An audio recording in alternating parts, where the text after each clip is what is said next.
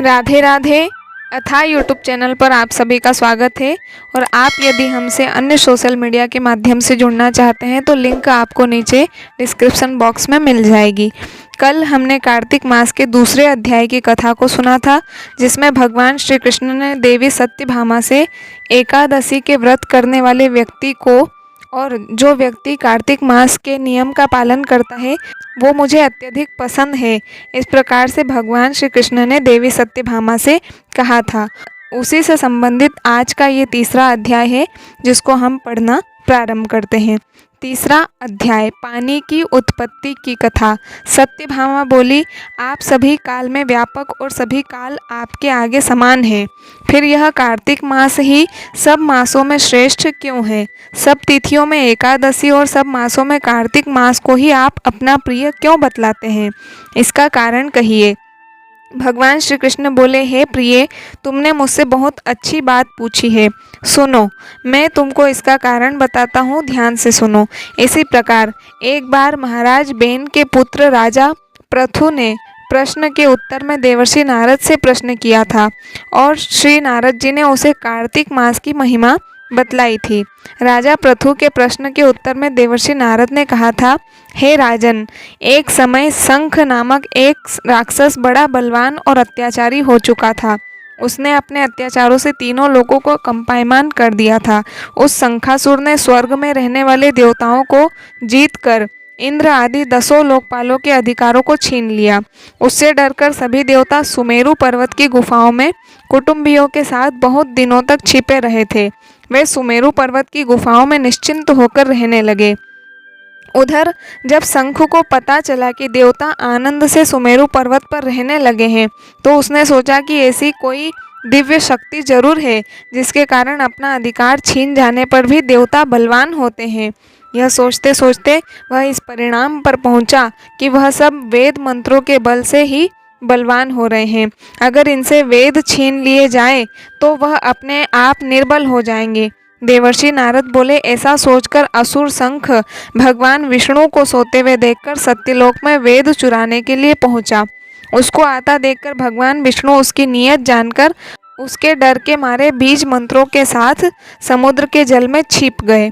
शंख भी वेद मंत्रों तथा बीज मंत्रों को ढूंढता हुआ समुद्र में प्रविष्ट हो गया, लेकिन न तो उसको वेद मंत्र मिले और न ही बीज मंत्र।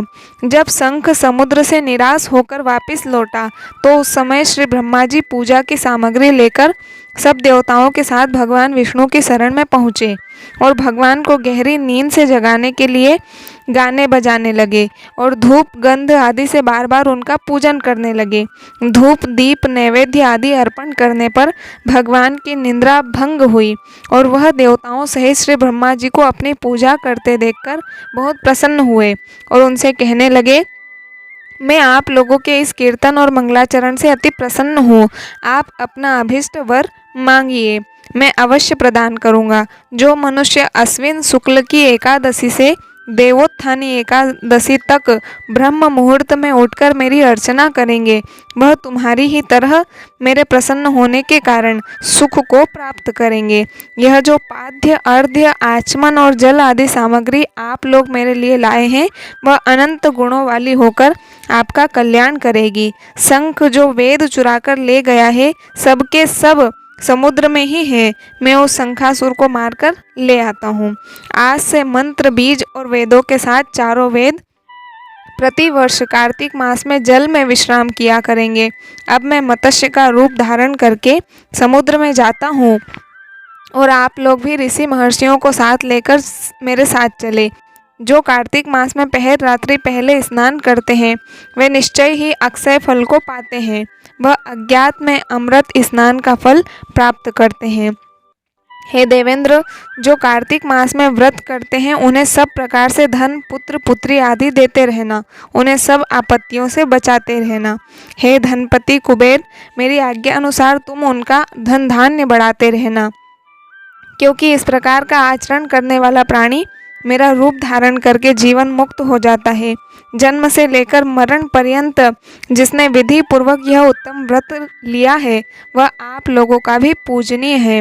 आप लोगों ने मुझे कार्तिक शुक्ल एकादशी तिथि को जगाया है, इसलिए यह एकादशी मान्य है और मुझको बड़ी प्रिय है।